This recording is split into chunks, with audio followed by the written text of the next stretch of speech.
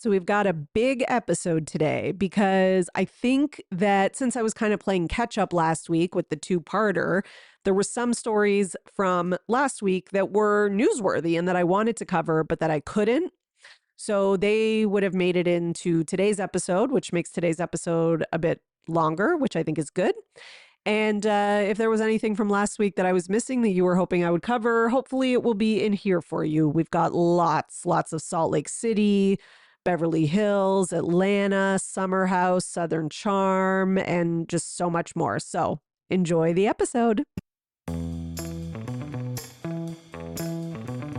Welcome to the Bravo Papers, a safe space for all us Bravo fans who love to analyze, deconstruct, and talk about our favorite Bravo shows ad nauseum.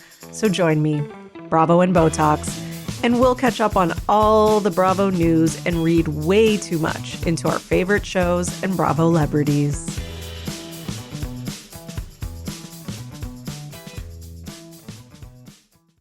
Hello, everyone, and welcome back to another episode of the Bravo Papers, Bravo Weekly News, here with your host, Emily, who is getting over a flu/cold. I don't even know what it is. It's definitely felt like a cold the last few days, but it felt like the flu. So I don't know what's happening. This has been a brutal year for illnesses. That is one thing I know. And I need winter to be gone. I just need winter to be done. I'm over it. I need to not be sick again. And it almost feels like people aren't even going to believe that I'm sick again, because that's how much it feels like I've gotten sick this year. I don't know what. This year is kicking my ass, but I am feeling better today, hence being here recording this podcast with all of you. And please excuse my, congested voice. I mean, it's way better today than it was, trust me. And if I'm sniffly, I'm sorry. I'll try not to do that on the mic, but you know what? I can't pause every single time and re-record and go back, because I'll never finish this episode and I'll never get it out to you guys. So I'll do my best, though. I'll do my best to save you all from having to listen to me being sniffly, of course. I hope you've all had a good week since the last time we talked, which was Valentine's Day, I think, where I had that two-part episode. And, in Bravo fashion, much has happened. There has been quite a bit of news. I want to start with Salt Lake City this week because I didn't get to talk about them last week. Well, maybe I did. It was just a little bit, but, there's a lot of stuff going on. Okay. Despite the fact that Salt Lake City is not currently filming, they do still have a lot of drama going on and news surrounding them. So I think the first thing is, Bronwyn and her new model boyfriend. That's something people have been talking about. And there's a picture of the two of them together. I mean, there's been a few. This is kind of old news, but I have some updates on it. So apparently she is dating model Brandon Good. And according to people, they're enjoying getting to know each other. Okay. And they were seen at Fashion Week and all sorts of stuff. And I think he has some connection to Luann. Like he was in a photo shoot with Luann for a magazine cover or spread or something like that. I'd have to look it up, etc. But, despite the fact that they're seemingly together, listen, I'm going to be honest with you. I am not a believer in this relationship, not because I don't think that Bronwyn could land like a younger, hot guy. And I don't mean Bronwyn's so old, because, she's one of the younger ones relatively. Like if we're talking about in the housewives world, she's definitely not old and she looks fantastic. But she's older than him. I mean, I assume she is. He just looks young. And again, she doesn't look old, but he looks younger than her. You know what I'm saying? So, and I mean, he's really hot. I'll say that as well. But yeah, it seems like that she's probably a bit older. Maybe we should look this up. Hang on. Let's see. Okay, so she's 40 and he's 32. Yeah, that makes sense. He looks like an early 30s, late 20s guy. And, she looks late 30s. So yeah, there's a little bit of an age kind of discrepancy, but it's not major. Obviously, we've seen way bigger ones than that. But then now I'm seeing stuff about her maybe getting back together with Todd. So this is what I say when I'm not like fully believing this relationship. Here's the thing. Bronwyn to me is a very calculated person. Okay. I think she cares a lot about what the audience thinks. I think she cares a lot about her public image.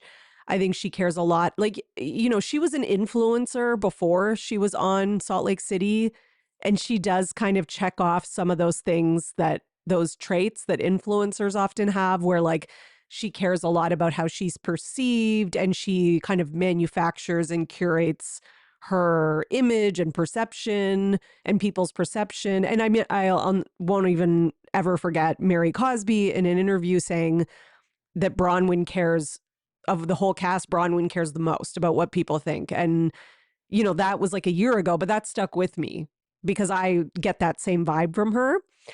So I wouldn't be that surprised if, the whole like Todd separation thing is a little bit for storyline, and she's not really intending on leaving him, and that this like relationship with this younger guy is, just kind of like a PR sort of thing. Like, it just wouldn't surprise me.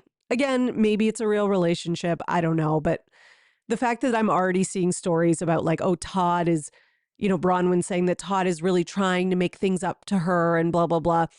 Like, it is almost a good way for them to like wipe the slate clean, right? Then they can like get back together and it's like we're starting fresh, so all the past discrepancies like don't count anymore. And, maybe they'll try to control the narrative more. I mean, it's not going to work, but I guess they could try it.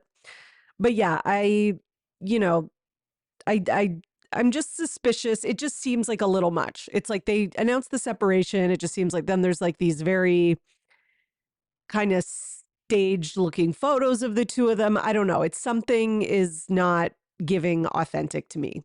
That's just my opinion. Okay.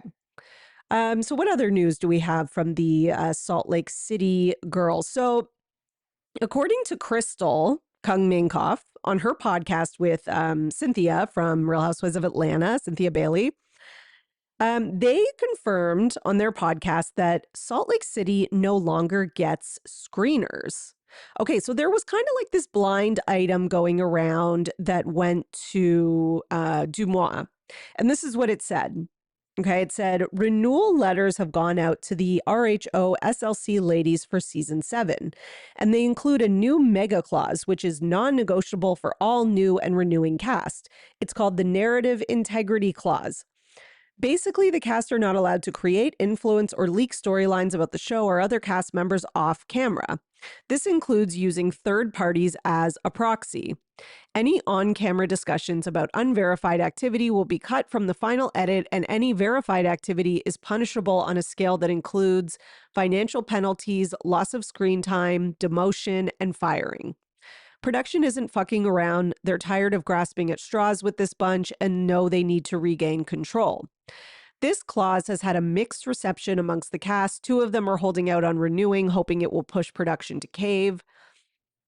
They won't, and they've got a short list of potential new housewives to backfill spots if needed.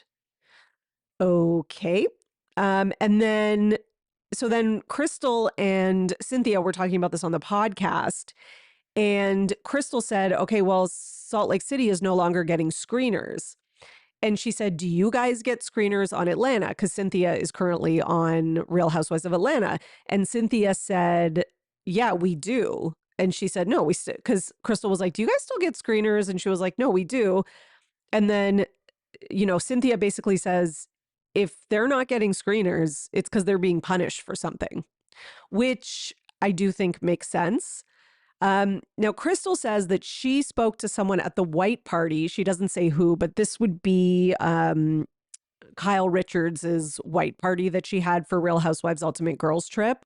And that the person that she spoke to basically said that they were told that this is happening, like they're not getting screeners because they don't want any leaks. And that things seemed really tense at the white party amongst the Salt Lake City cast. Like, she didn't specifically say like who, but like that they were like, kind of like other ends of the party. And it was very tense. So hopefully that means we're getting a good new season coming. That's what I'm hoping. Now, there's also been all this stuff about production for Salt Lake City and everybody getting fired.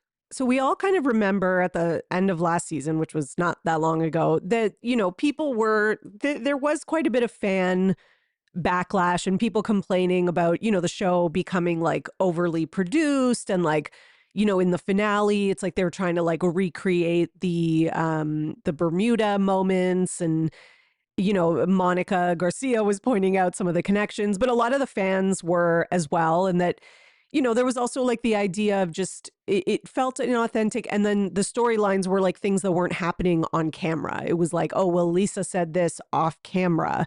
This is happening on social media. The Meredith on the airplane thing, like we didn't actually see that. So it's kind of like, okay, it's making the show less enjoyable to watch. And I think everyone is bothered because, we all love Salt Lake City, and Salt Lake City is like one of our favorite Housewives franchises, and it has been kind of like the leading favorite. So we don't want that to get ruined, right? So I have heard, and again, I don't know if this is 100% true, but from what I've heard, the longtime showrunner Lori Gordon has been fired and is not returning for future seasons, allegedly. Okay.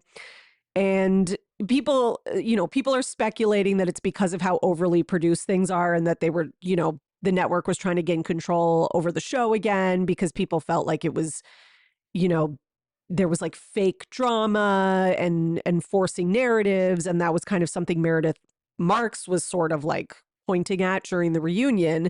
And then we had the other, and I remember it was such an odd moment at the most recent reunion where Whitney and Heather, and like, I mostly remember Whitney, but I remember them getting very emotional and like crying about production being called out, but they were being called out nonetheless. And like, a lot of people were trying to be like, oh, well, Meredith is an asshole for calling them out. But then other people were like, how are they getting all emotional about this when like Heather was accusing production of like being the reason she got the black eye and they didn't seem to care about that then? Like there was a lot of people pointing that out as well.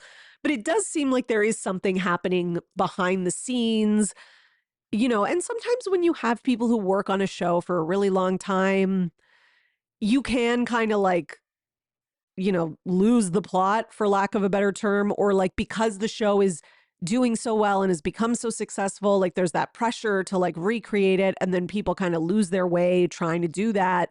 So yeah, I could see that was maybe why they were getting emotional, because maybe they knew that people from production were going to be fired or had already been. I'm not sure, and then now we have this rumor about this mega clause, and then we also have what's it called? Cynthia talking about how this SLC women are not getting screeners, and she was told that at the white party. So, something's up. Like something is up. But listen, I'm going to be honest. I don't know exactly what it is and what's going on and who deserves to be fired and who doesn't. And, I don't wish for people to get fired, especially people who work in production. But one thing I will say, though, is something does need to change, because this last season was not it.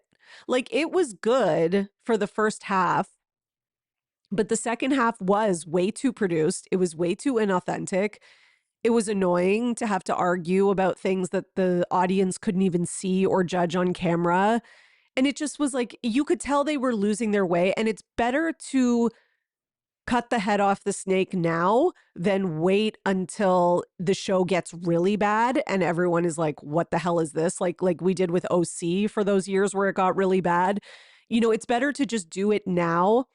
And I always think back to RHONY. Season 4 of RHONY, it was going down, that was still a good season. It really was. But it was going down a path where it was getting to be too much. People were becoming too unlikable. And like they did what they needed to do, which was, fire like Jill Zarin, fire Alex McCord, like demote Luann. Like they did what they needed to do to try and get the show back on track. And sometimes you need to do that, So I think to me, this gives me hope. like for a better next season, actually.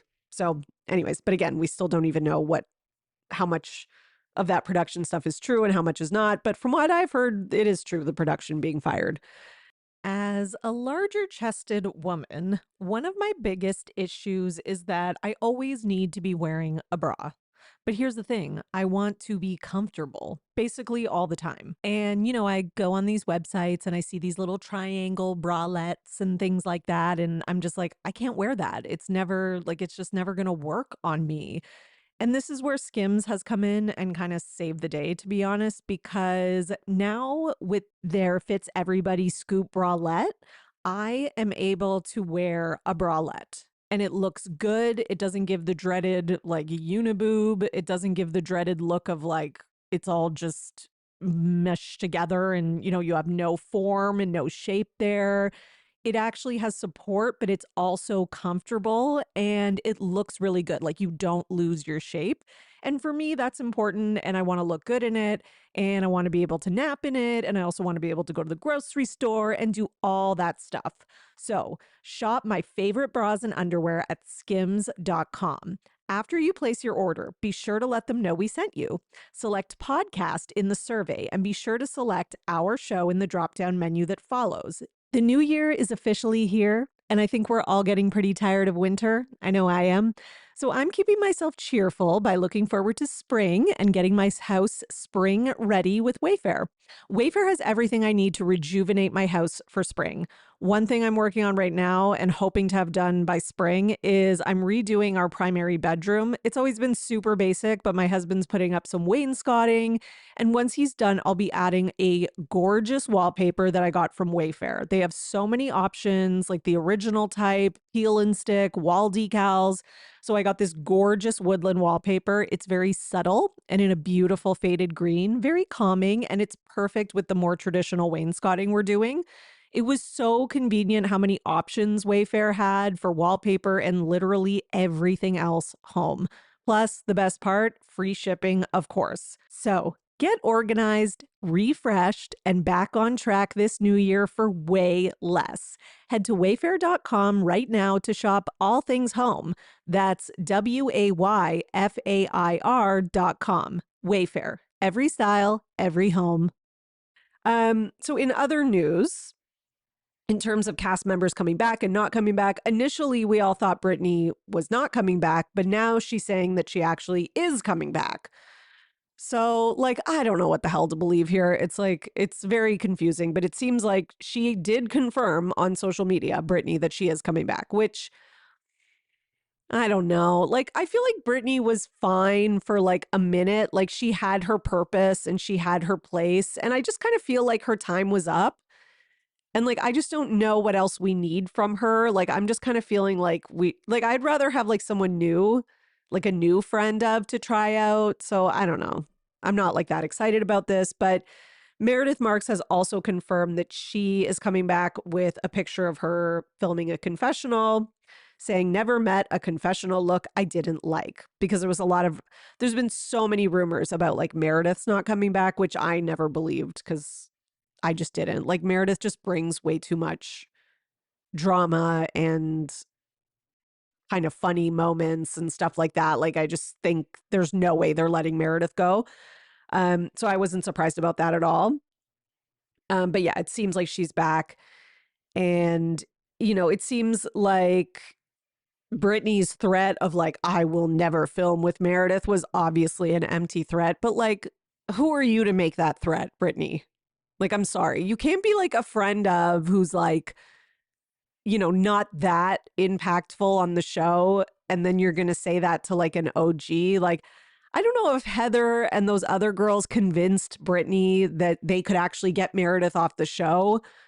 And like, whatever you think about Meredith, like Brittany and Meredith are just not on the same level. So for her to actually think like, you think the show's going to choose you over Meredith? You haven't even been a main cast member yet. Like you're not, I don't know what she's like. It's delusional, but I guess that is kind of Brittany. Brittany is kind of delusional. And, speaking of this whole like Meredith Brittany kind of feud that is ongoing, Meredith Marks has also recently said in an interview that despite Brittany's claim that she would never film with Meredith again, her team, Brittany's team, asked for an invite to a Sundance event that Meredith was, I think, hosting or going to be at. So Meredith said, it's really funny to me because I've seen all over social media that she's saying she would never be in my presence again. So that's what Meredith told this to Vulture. And she says, but the really funny part about all of that is that her team reached out with the subject, Glad times Meredith Mark, and asked for Brittany to come to my Sundance event. So, Brittany has a tendency to struggle with the truth, and that's putting it very gently. She's very performative, and I think she likes attention. We know that. So I think she was just looking for some attention at my expense, as she has done repeatedly and probably will continue to do. I wish her well. No, you don't. You definitely don't wish her well. Yeah, I think Brittany lies. I mean, I think Meredith lies. I think they all lie, if I'm being honest. I think some of them lie more than others. I don't think that Meredith and Brittany are at the top of the list of liars on the cast, but I do think that they both lie. Now, do I think that Brittany would reach out to go to like a Glad Sundance event or whatever? Yeah, I do. I think especially after like that whole nail salon thing, she's going to try to, be part of like whatever kind of inclusive events. And I do think that she's going to try and kind of, she's going to try and kind of get into any public sort of party or anything for publicity. Like she's very thirsty. We have all seen that from the jump. Like there's no denying that. And I do think it's all talk because clearly Meredith is on the show and Brittany is coming back as well. So she obviously didn't mean that. Oh, man. Okay. Let's go to some Real Housewives of Miami news because some pretty big news here, which is that Lisa Hochstein and Jody are no more. Now, this is not new. Okay. I normally would have covered this last week, but since I was playing catch up, I'm a little behind. So some of the stories from this week kind of broke last week. So I'm sorry if this is old news to anybody, but I still want to talk about them because, I think a lot of people listen to this podcast, like not necessarily to be like shocked by like the news items, but more just to hear discussion of them and kind of hear a take on them and opinions and whatever. Than to act like, because we all have Instagram and TikTok, we can all see when stuff happens, obviously. And, and I do think people come on here and there's maybe things that they've missed because I obviously pay a little bit closer attention. But yeah, so if there was stuff that you were hoping I was going to cover last week and I didn't, hopefully it'll be in this episode for you, including this one. So yeah, so the headline here reads, and this is from @RealityBlurb, RHOM star Lisa Hochstein moves out of her $32K per month Miami condo as she also addresses her split from Jody and shares if she's living in the home built by ex Lenny. Okay. That's a lot. But basically, she's moving out of that place. Okay. And then she posted, there were photos of her posted of her like moving out. I don't know what I just said, guys. Sorry. I'm still getting over this cold. And somebody commented on, and they were like, wait, you and Jody broke up. I think that's bigger news than I guess the moving out. And then Lisa responded to this person and said, it's not big news. People break up. Okay, Lisa, stop. It is big news. It's big news to the Bravo world because you have been dating this guy on television in front of us since you got divorced. And you've been talking about how you want to be a wife and you want to marry him and all that kind of stuff. So yeah, like don't like try to gaslight us. They're like, oh, it's just a breakup. Like I get she doesn't want to talk about it. She's obviously, you can tell by this comment that she's upset and hurt. But at the same time, like let's not do the gaslighting thing where it's like, what's the big deal, guys? Like, what do you mean, what's the big deal? You were like planning on marrying this guy. Like, it's not like he's like some like guy you went out for one dinner with, like you were living together. Okay. So clearly because of the breakup, I'm assuming is why they've moved out. So she, and remember a couple episodes ago, I don't know if it was like last week or the week before, I talked about how Jody had made a comment about them breaking up and then deleted it. So obviously this kind of confirms that that's true, that they did split. So yeah, it doesn't look great. And she posted like one of those sponsored moving company posts, and it's like the caption is like, the past few months of my life have been hectic, so many changes in moving pieces. But thank you to Good Greek Moving. The one thing that wasn't stressful at all was my recent move. And yeah, that was where that kind of comment came from. And people were like, did you guys break up? Like, what's happening? So yeah, I guess we'll kind of be getting a catch up on that next season on Real Housewives of Miami. But like, that's big news. Again, I don't know why she's trying to downplay it, but I mean, again, she's probably hurt. That's probably why. Okay, let's go to some Real Housewives of Atlanta news because there's been some big drama happening on social media between Drew Sidora and Kelly Farrell. So I guess filming is happening, or maybe it's even wrapped at this point. I think it's either wrapped or like towards the end. And I guess Kelly and Drew maybe did not have the most, you know, harmonious season, which great. I can't wait.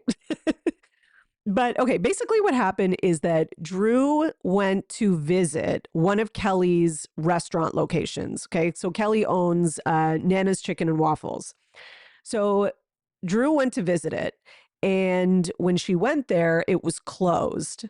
Okay. So she went to the Sandy Springs location with her kids. She found that it was like, you couldn't see inside. There was like a lockbox thing on the door, etc. And, Sedora posted this on Instagram, which obviously is something that Kelly is not going to be happy about. And Drew kind of questioned it because like I think what she was saying was that this location had recently supposedly just opened. So it was like, okay, why is it closed already kind of thing. So Kelly has responded on social media and she says, Drowning Drew, thank you for the drive-by. While that location is being relocated, our McDonough restaurant is open. Yes, the same one where we filmed. And I personally made sure you and your entire family left fed for free in capital letters. I get it. You're scrambling for a storyline. We know you gave nothing all season. Unfortunately, I'm not available. I actually have real life things going on. Okay. Not a bad comeback. Oh yeah, wait, there's more. Sorry, I forgot there was a second page. Okay. So continue with the low budget movies, unpaid promo tours, and imaginary business ventures. If you ever plan on opening an actual business, let me know. I'll consider supporting in real life. Until then, keep my name out of the dry mouth of yours.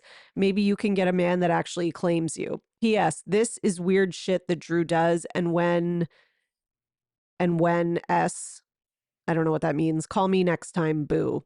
Okay. So I guess, listen, I mean, Drew obviously did this to be shady. Okay. We all know I'm a Drew fan. I enjoy Drew.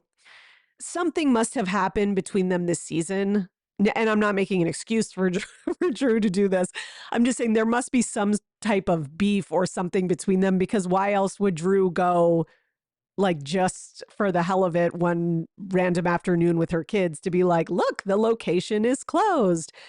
And here Kelly is saying that they were not closing but being relocated and that the opening that they filmed on the show was at a different location and Drew was there with her kids. So I don't know what's going on, but what I can gather and what makes the most sense to me is that probably, yes, Drew was at that filming because I'm sure we're going to see that, like Kelly said.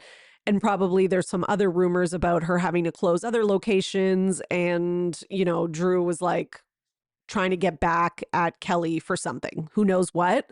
But maybe Kelly was, spreading a rumor about Drew or just said something to her and they're kind of going at it over that. That's the only thing I can think of. The other thing is, I don't know, maybe the cast really thinks that Kelly is, I don't know, taking them for a ride with the restaurant locations or that she's not being fully honest about it. I have no idea, but I don't know. Her explanation makes sense, but I need more. I need to see more context. So Drew did respond eventually on her Instagram stories, and she said, sorry, I was resurfacing for air. I must have missed something while I was drowning. Low budget films, interesting take considering Twin just charted #5 on the variety charts. So help me understand why exactly I would be getting fully glammed and showing up anywhere for free. I have multiple business ventures, wins, lessons, and everything in between. That's life, right? I don't have a man. I'm not looking for one and won't be until my divorce is finalized. But I wish you the best, you spicy little chihuahua. Okay. So I guess we're going to have some good drama coming up on the new season. I'm looking forward to it. I really am. In other Atlanta news, and this is like way back playback Atlanta news, okay? We're talking Nene Leakes and Lisa Wu bringing us drama on social media. I love it. Such a blast from the past. I just love that Nene's like back in the mix of things because of this Real Housewives Ultimate Girls Trip. And I just know she's going to be back on Atlanta. It's going to happen. It's going to happen. And I'm really happy about it. Okay, guys, what if it doesn't happen? Did I just jinx it? Okay, I just knocked on wood. Okay. So Lisa Wu, made like a reel or TikTok or whatever, kind of hinting that she had an interaction with Nene at the Ultimate Girls Trip alter ego party.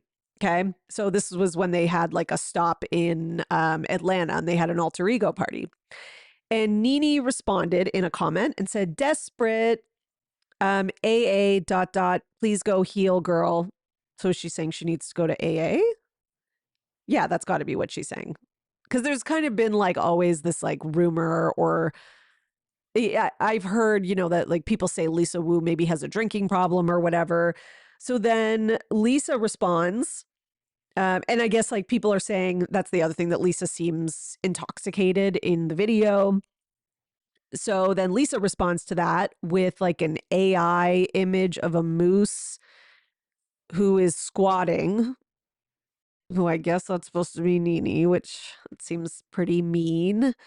But that being said, you just said AA, so it's like that's also mean. I don't know, guys. Okay, I'm not here to judge like where the line is, but Lisa Wu says, this squatting moose keeps playing with me when I was there. I didn't know you at Nene Leakes. You are so disrespectful and still didn't learn your listen.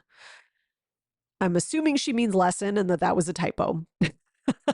It doesn't bode well for the not drinking thing, but that's what she wrote. No, it's a typo, I'm sure. So now I'm kind of like, based on this, I'm sort of like, okay, it sounds like something did happen. Oh my God, I can't wait for this show. Can I just give it to me now? Like pump it into my veins. I need this show like ASAP.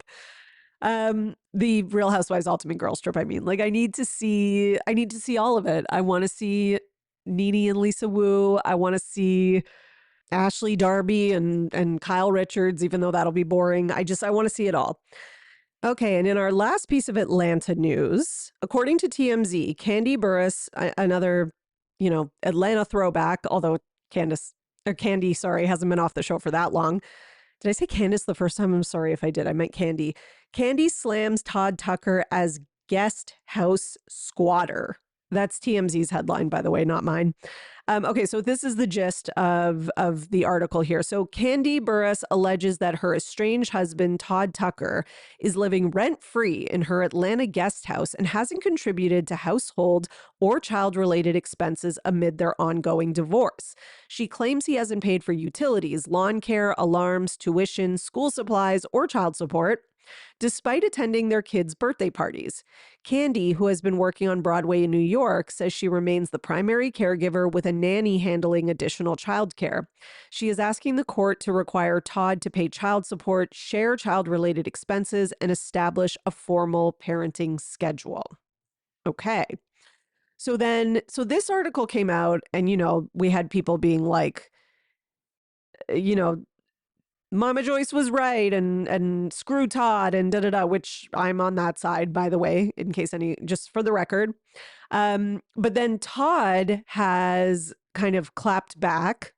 Okay, so he posted this like shady video and in it he's rapping and he basically says like, quote, stay scheming, okay, in response to this. So I guess he's kind of trying to imply that this is like, well, is it in reference to like a scheme Todd set up? I'm assuming like, yes, but he's being sarcastic as in like, there's no scheme. Okay. Like this is just like Candy using the media and stuff like that, to rally people and get them on her side.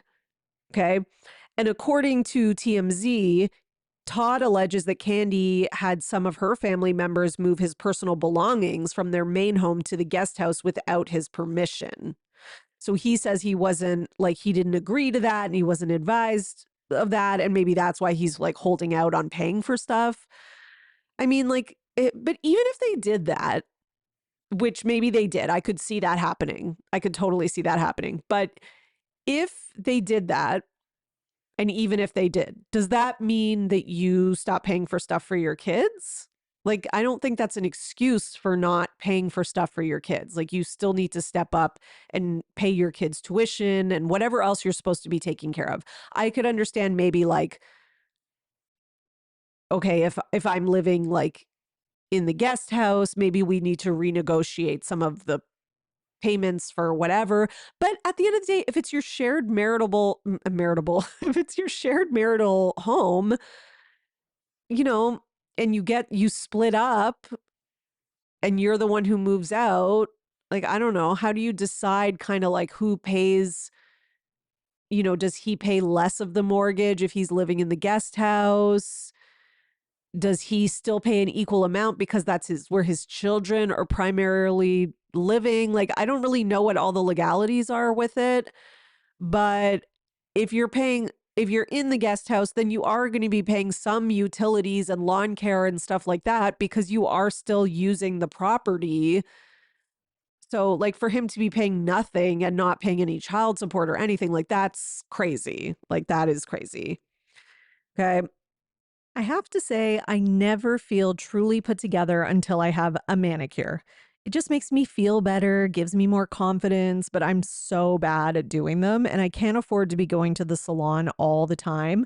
And that's why I love Olive and June. I got their gel mani system and it has changed my life. I love not having to make an appointment at the salon and being able to do it as nice as the salon, but at home for way less money. Olive and June's gel mani system comes with everything you need for salon quality nails in one box: a 5-finger LED lamp, salon grade tools, and their HEMA-free gel polish that lasts up to 21 days. And they have an incredible selection of colors. Cashmere Kiss and Blush Jelly are my personal faves. And the best thing about Olive and June is how professional it looks compared to when I've tried to do it myself. It's honestly day and night. And I love being able to sit on my couch, watch The Real Housewives, relax, and do my nails. A dream. So visit oliveandjune.com/Bravo Papers for 20% off your first system.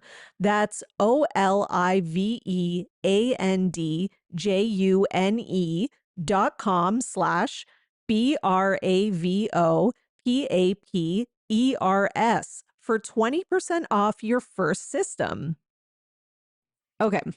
Let's go to some summer house news because we're talking about divorces anyways, so we might as well keep talking about that because the never-ending saga of, well, I guess it is kind of finally coming to an end, of Kyle and Amanda continues.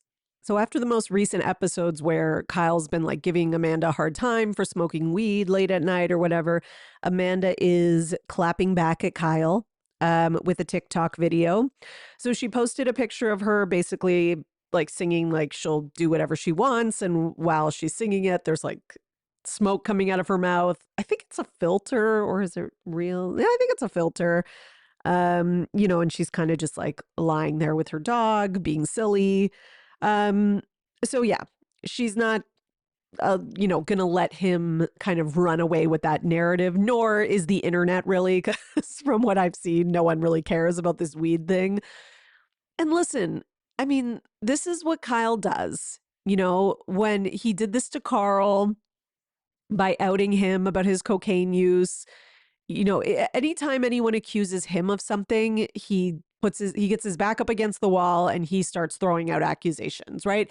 And he knows, he's gonna look more like the bad guy in this breakup, in this situation, right? He knows that, cheating stuff is going to come up like it already did on the last episode where Amanda's like, there's another rumor and like, what the hell, right? So he knows he's going to be the bad guy in the situation. So he's throwing everything at the wall to see what sticks. Okay. And is this going to stick? No, I don't think it is. I actually have some personal summer house news, guys. Okay, this is like really big news, so get ready. Amanda Batula unblocked me on Instagram. That's right.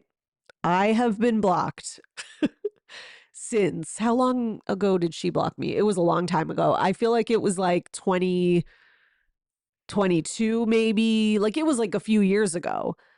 It was or maybe it was less than that. It was the season where Lindsay had the miscarriage and they were all like just being such mean girls to her about it, like Amanda, Paige, and Sierra. And I came for all three of them pretty hard that season. All three of them blocked me. Not surprised. Because listen, I was like, I'm not like, that was like Paige made that like brothel comment. Like they were just all being such assholes about it. And I feel like, I can't remember who was kind of the worst about it. I feel like it was Paige was kind of the worst about it. But anyways, but yeah, all of them blocked me. But then just the other day, I'm scrolling on Instagram and I open it up and it's like, you should follow Amanda Batula. And I'm like, how can I even see her Instagram? Like I was like, you guys, I pressed that follow button very quickly. I am wondering now if, time has gone by and because I'm posting roundups that are kind of anti Kyle and more pro Amanda, that, maybe someone sent one of them to her and was like, oh, you should unblock or what? I don't know. And she was like, oh, I can't see it. She probably forgot why she blocked me because it's been so long. I'm sure she has blocked a lot of accounts. And, and also her and Lindsay are now friends. Okay. And I do think that there was a good chunk of time. I really believe this. There was a good chunk of time on Summer House when Paige and her little crew thought that they could get Lindsay off the show. I think they didn't like Lindsay. She just wasn't like their kind of girl, whatever. She didn't fit in with their little group. And I really think that they thought they could like bully Lindsay kind of off the show by, having her not being included as much. So, yeah. And I think that they just kind of realized that that was never going to happen. I think they realized like the year before last kind of that it was like Lindsay's just never going anywhere, like that's just not how the show is just not going to function in the same way. So I think they just kind of like gave into it. And I think that because they gave into it, they kind of started to realize that like, yeah, there's a lot of annoying things about Lindsay and she can be toxic and whatever, but she like just calm down because she can also be really fun. And, she doesn't have to be your enemy. And I think they just kind of gave into that, which I think that was the right move. It was smart on them to do that. And I think they also kind of realized that the internet was sort of sick of like it being like the girls ganging up on one of the other girls. Like I think we were just kind of over that as well. So, and I do hope that now that they have like a genuine friendship, I really do. So yeah.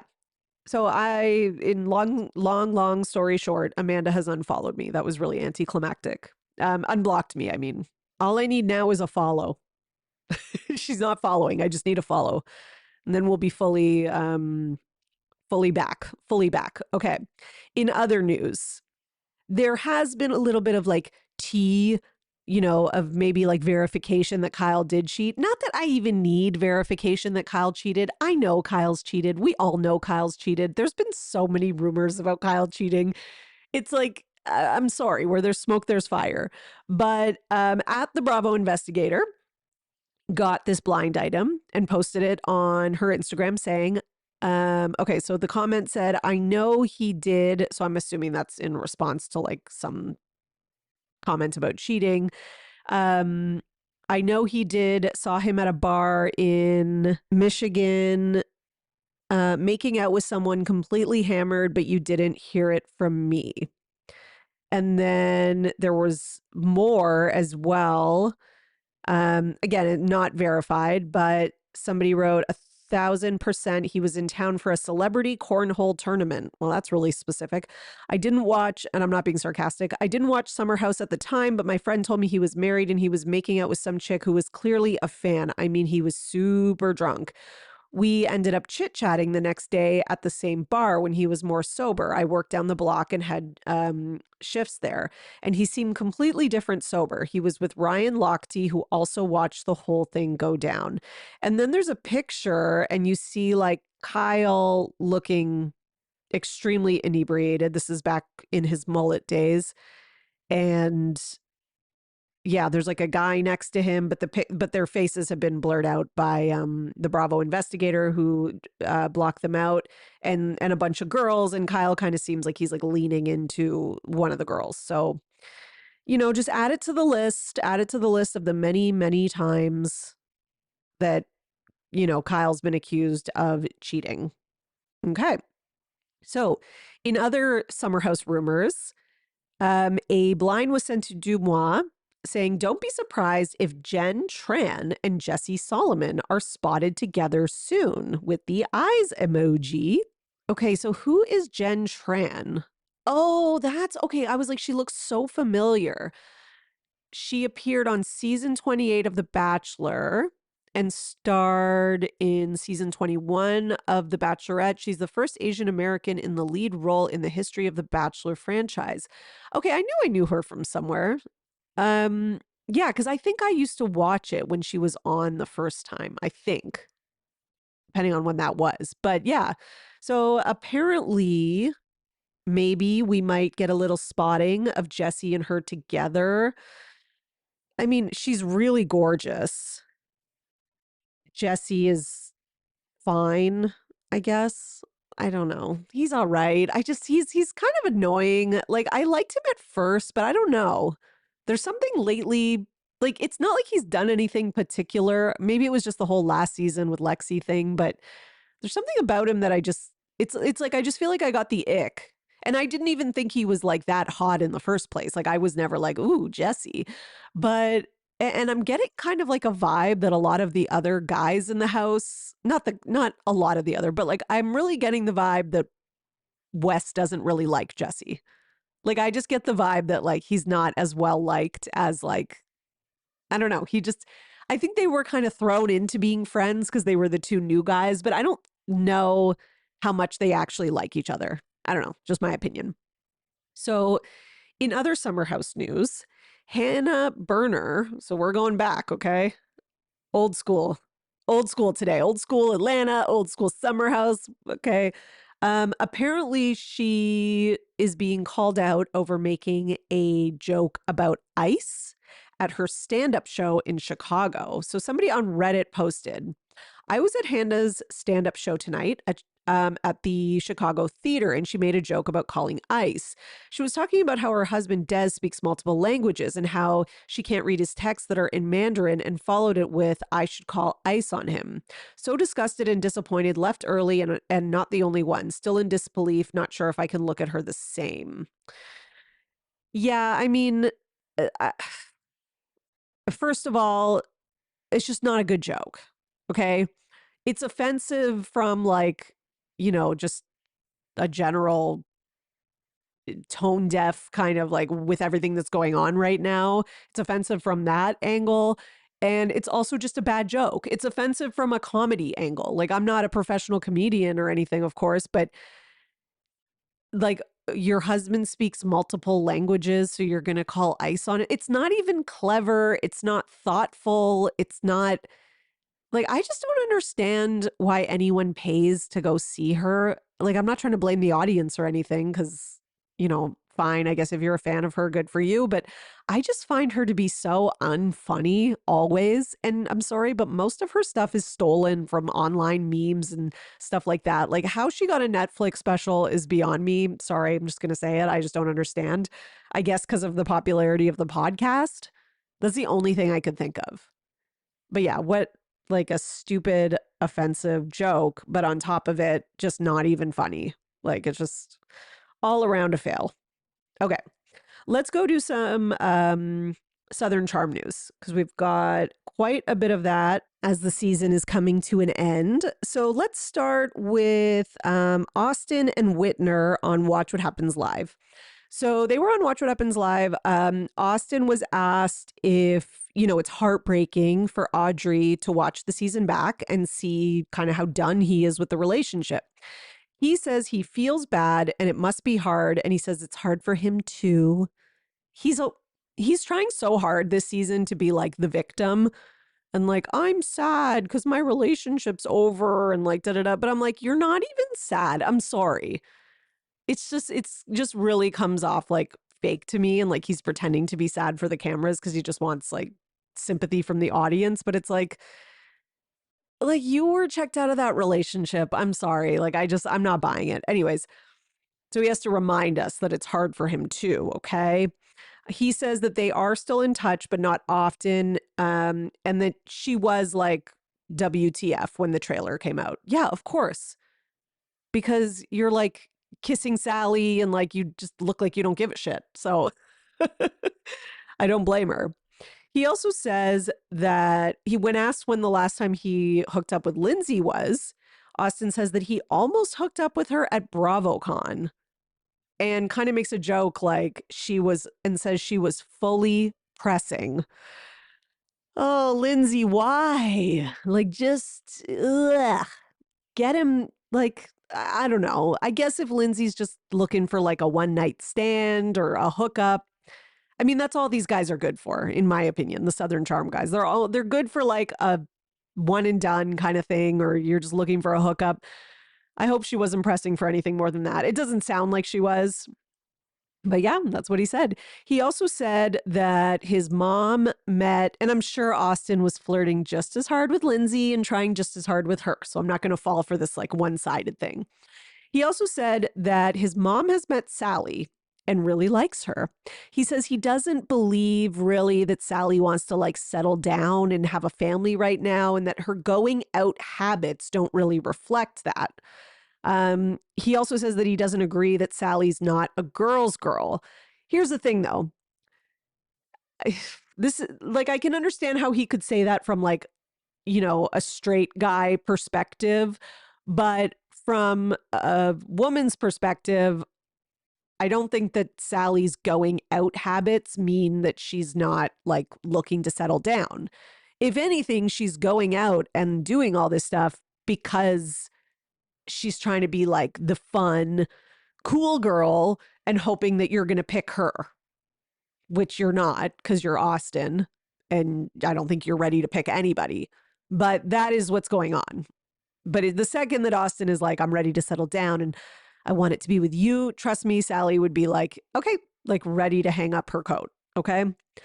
When asked his response to Rod saying that Austin is the one who causes most of the problems in Austin and Craig's relationship, Austin said he was upset about that because he knows that Rod doesn't really feel that way.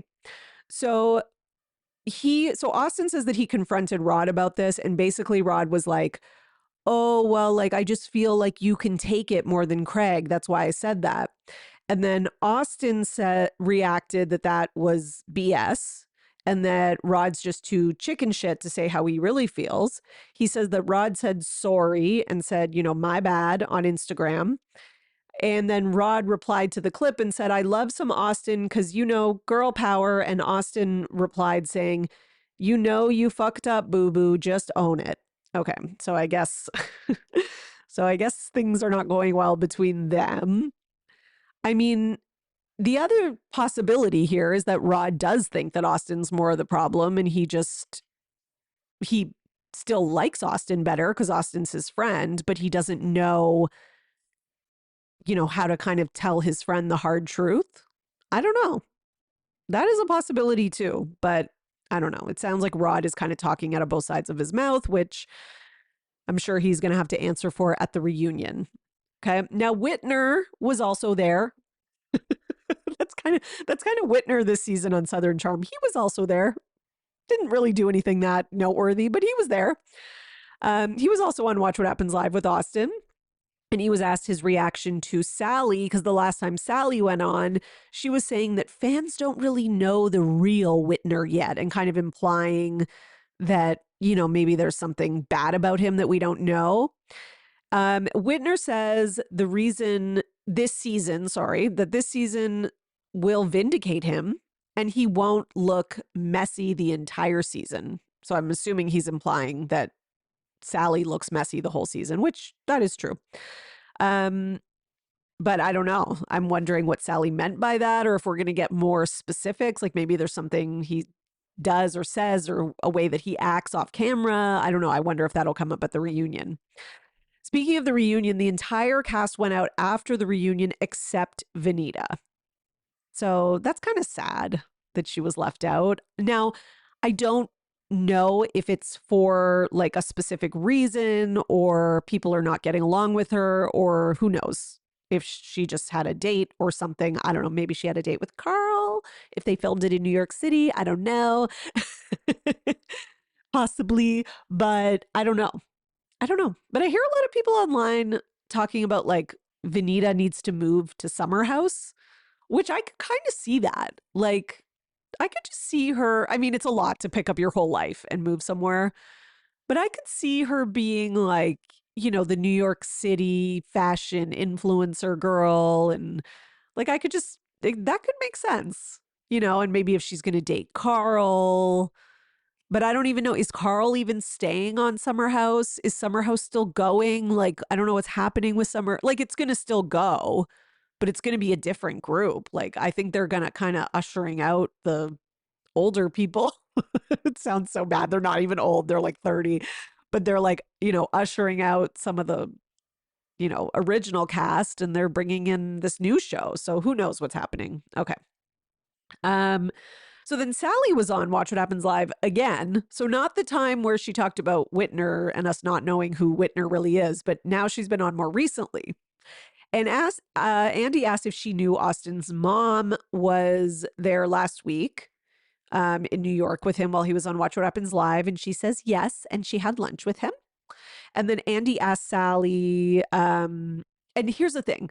There's a lot of like, you know, Sally's like really kind of like trying and like seems like she really wants to make something happen with Austin. And she keeps saying, oh, yeah, his mom loves me. Like Austin was saying that too on Watch What Happens Live. But I know what Sally's doing. She thinks that if she can get in with Austin's family and get mother's approval, then, you know, that's going to kind of push Austin to sort of quote unquote choose her. It's not going to happen. And even if he does, it's going to be the same thing that he did with Audrey. It'll be like a 1-year relationship and you'll find out he cheated. And like, this man is Peter Pan syndrome. They all are. He's not different from the rest of them because he's been through like tragedy in his life and whatever. Like, I feel like Sally's like convincing herself of all this because she just wants like a boyfriend, especially one who's on TV. And I mean, listen, she does have a bit of a track record with dating guys on TV between like Joe Bradley, like on Southern Hospitality, and then she liked Craig and now Austin. And I don't know. I feel like there was another one too, who I'm forgetting that she went for at one point. Maybe I'm wrong. Maybe I made that up, but it's not going to be like, this is the problem is you get girls like her who convince themselves like, oh, it's going to be different with me. Like that is kind of the definition of the pick me. Like I'm going to be the one that he picks. I'm going to be the chosen one who he changes for. And like, it's just, yeah, it's just going to be disappointment. That's all I'm going to say. Okay, so what else did Sally say on Watch What Happens Live? Oh yes, when asked who was in the hot seat the most at the reunion, she says Craig. Andy agrees. All right, I could see that. Sally says Craig is definitely also the most different off and on camera and that he's very calculated. Ooh. Yeah, I could see that. Because he's really like, here's the thing with Craig though, is like the second he starts drinking, he kind of like the mask comes off. So I don't think he's like as, you know, manipulative as he was when he was dating Paige. I think when he was dating Paige, he was like at his like peak manipulation because he was like not drinking or anything. So he was constantly putting on a thing. And I'm not saying who he is drunk is like who he is at his core. I'm sure the real Craig is somewhere in the middle of who he's trying to present with this whole like homemaker Martha Stewart thing, and then the kind of like evil gremlin that he becomes when he drinks. I think the real him is in the middle somewhere, probably. Andy asks if Sally wants to defend her giddiness when finding out Austin broke up with Audrey. She says, well, they broke up, so what's the issue? Well, he's asking, no, he's asking like you being giddy about a breakup just kind of looks bad. That's her initial response. But then she says that she never made a move and she would never, and neither would he. And she only talked to her girlfriends about him being hot. It's not like she like talked to Audrey about it. And then she says, like, I would be flattered if someone said that about my boyfriend. Oh, you would not. Not if that person was a cast member on the show and you know that it's good for their storyline to hook up with your boyfriend and for the show and all. Like, you just would just shush with that. Okay. We're not idiots. Now, besides this Watch What Happens Live opinion, Sally, like I said, she's been doing a lot of talking lately. Maybe I didn't say that, but she has. She's been doing a lot of press lately. So she was on virtual reality and she responded to this interview with Dorinda and Craig that maybe some of you remember, where Dorinda was saying that Sally was like not very friendly and not very nice at BravoCon. And Sally says, what's her name? The housewife, Dorinda? Okay, don't do that. Just don't. Like, I understand that you're hurt by what Dorinda said, but we're not doing that. The pretending you don't know who she is, especially when you're about to bring her up and respond to what she said. Okay. She says that she didn't mean to be rude. She had anxiety. It was her first BravoCon. And she says the housewives hated the sunglasses, but that was her stylist choice. Okay, but you could take them off. Like, if you're at BravoCon and you see that that it's like, if I was wearing sunglasses, it was my first BravoCon and everybody was giving me looks and like thinking I was rude. And you just said the housewives hate it. So you knew people didn't like it. Easy fix. Less than 30 seconds. Just take them off. Especially since you are the newbie. Maybe people found it disrespectful. They're trying to meet you and you're wearing sunglasses inside. Like, I can kind of understand that. Like, I think just take them off. And then when you're taking pictures and stuff, you can put them on. Like, I don't know. I don't think that it's 100% that Sally was just having anxiety. And I don't think it's 100% that she was rude. I think, again, it's probably somewhere in the middle. But it's like, have a little bit of self-awareness in terms of like, you're entering this new sphere and you want to show kind of people respect and, all that kind of stuff. All right. So she was also on the Not Skinny But Not Fat podcast, and she was asked by the host, you were feeling Austin? And she said, I'm still feeling him. I get giddy when I talk about him. And then she says they're not in a relationship, but that they both like what they have right now, which is a good friendship. She says there is a little bit of messing around for sure. And she says, I think if I got a boyfriend, he would be annoyed. And she says, yeah, if he had a girlfriend, I'd be annoyed. So I guess they're both just like deciding to mess around. Okay, so this is like a situationship, right? They're messing around with each other. They have feelings, but they don't want to commit. I mean, listen, I'm not saying this because Sally's the woman and the woman's always the one who wants to commit. That's not what I'm saying. I'm just saying in this specific situation, if Austin wanted to commit, Sally would. That's all I'm saying. And then the host asks, are you looking for something serious? Do you think Austin could be that? And she says, I do, but not right now. So I'm not sure if that's because Austin's not ready. Here's the other thing. I feel like she thinks she can wait it out and that he's going to be ready. But I just think you'll be waiting a long time. You're going to be like Taylor.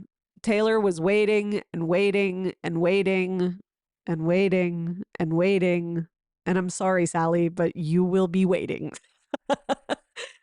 She says that she does think it could be something in the future. And she thinks all of the castmates feel the same. Okay, again, doesn't mean anything. I'm sorry. I hate to be the bearer of bad news, but it just doesn't mean anything. Okay? Okay. The Peter Pans continue Peter Panning. what should we talk about next? Let's talk about some Beverly Hills news because Crystal Kung Minkoff, who this is her second mention on today's show, because, she's got this podcast and she's doing interviews and, she's given us a lot of tea lately, which we appreciate. So she was doing, this wasn't even on her podcast. She was doing an interview on Vicky Gunvalson's podcast, my friend, my soulmate, my podcast. And she says that in the past, admits that producers have talked to the Beverly Hills cast and said things like, this is not going well. So, there is pressure to bring drama. And she thinks that the women this season got a talking to, which is why they are more activated as the season goes on. Okay. She says that, it kind of like it started off boring, but she says the second half of the season will be promising. She says that the show is programmed to go after the new girl at first because she is an easy target, but admits that she does also find Amanda incredibly annoying.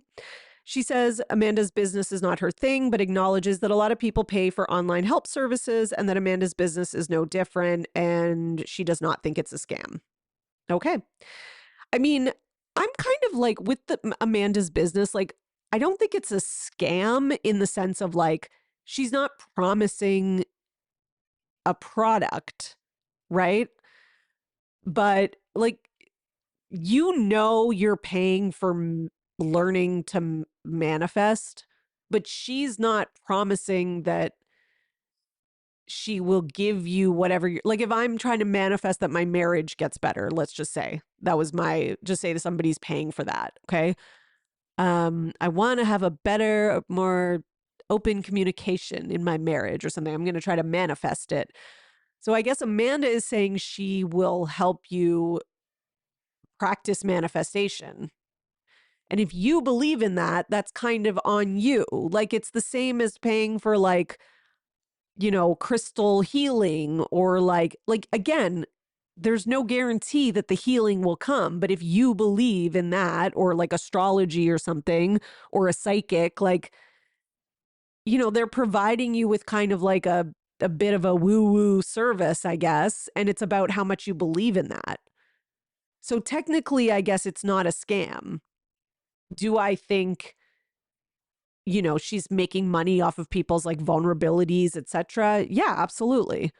But again, the same could be argued for a lot of like holistic things. I'm sorry, like psychics and like stuff. I'm sorry, but a lot mediums, a lot of people are making money off people's grief and vulnerability and worries about the future and anxiety and depression and like a lot of that like holistic kind of stuff. And this is a similar idea. Now, that being said, if she's making certain like promises and, saying that like 100% your lives are going to change and stuff like that, then that's a problem for sure. And that's problematic 100%. But I don't know. I'd have to go to her website and kind of look more into the promises that she makes. But if she's just promising that she's going to help you try to learn manifestation and hone the power of it, which a lot of people believe in, like manifestation and writing things down and positive visualizations, like that's not new. That idea has been around forever. There's people who like make their living doing talks around the world and giving people inspirational talks. Like, you're not getting any product out of it. But yeah, again, it depends what the promises are. And could you make the argument that she's, charging like an exorbitant amounts and etc.? Again, yes, but if that's what if people are willing to pay it, she's technically not doing anything illegal, I guess. But I mean, you could make the argument that it's not ethical. But again, you can make that argument for a lot of businesses. So it's kind of like she's in this weird gray area. That being said, she gives very scammy vibes, like 100%. She gives such scammy vibes. In other Beverly Hills news, it seems that Rachel Zoe has a new beau. You like my powers of rhyming? Just came up with that on the spot, guys. So she went to an event. It was Paris Hilton's Infinite Icon premiere, and she told People magazine that she's absolutely been dating, and she was at this event on the red carpet with a guy named Sasha Hart, and he's pretty cute. I'm not gonna lie, way cuter than her ex, like way cuter. And yeah, so they were seen on the red carpet together. They were kind of like holding hands sometimes. And yeah, it's okay. Looks promising. He's a hottie. I'm not going to lie. He's definitely a hottie. Hottie, and he looks, I think they look like they're about the same age, I would say, like in the same, 5 years, I would assume. But yeah, good for you. Good for you, Rachel. Love it. I'm loving her on Beverly Hills. I wasn't sure at the start, but I think she's brought it, and she's been fantastic. I think she's just very authentic. And I really wish that the rest of the cast would really lean into that the way that she does. It would be nice. But I just don't think that people like Erica are ever going to do that, which is why I'm over her being on the show. Okay, in other news, we have some Potomac news here to end off on. So TMZ caught Miss Giselle Bryant, I don't know why it took me a second to say that, coming out of her car and asked her, if Wendy is given a plea deal like Karen allegedly was, do you think she should take it? And Giselle's answer was absolutely, take that plea deal. And now watching the reunion and even watching how Wendy kind of talked about it with Eddie and that recut scene, I gotta say, I agree. I think it's like, I think if there is a plea deal coming Wendy's way, I do think she needs to take it. It looks like they've got a lot of evidence. It looks like with all the emails and stuff in writing, etc., it's not looking great for them. I hope that they can be given some kind of plea deal that's, maybe similar to like Teresa Giudice, Joe Giudice situation, where they can go in separately, for hopefully not a super long amount of time, and, and then be with their kids each. And I don't know. And I don't know what it would do to their marriage, or if their marriage would last. I don't know. With Teresa and Joe, like I could kind of see how that didn't work out, because he was so volatile during that time, especially like, you could tell he was like, couldn't handle it. He was drinking. He was, yeah, just volatile all around. But I also think that, she could kind of plead ignorance a little bit more, because she's kind of a she's not the brightest. Okay. That's me being nice. She's not the brightest. And maybe she didn't know the extent to which she could get in trouble for this. Whereas with Wendy and Eddie, it's like, they're both on the emails together, and it really seems like they're colluding, like back and forth, and there's like this written evidence. So that doesn't look great. So yeah, so it's plea deal time, guys. Okay. Okay, we're going to wrap up there, everyone. Thank you so much for joining me on another episode of the Bravo Papers, Bravo Weekly News. I will see you next week, and you are now in the know for everything Bravo. See you next time. Bye.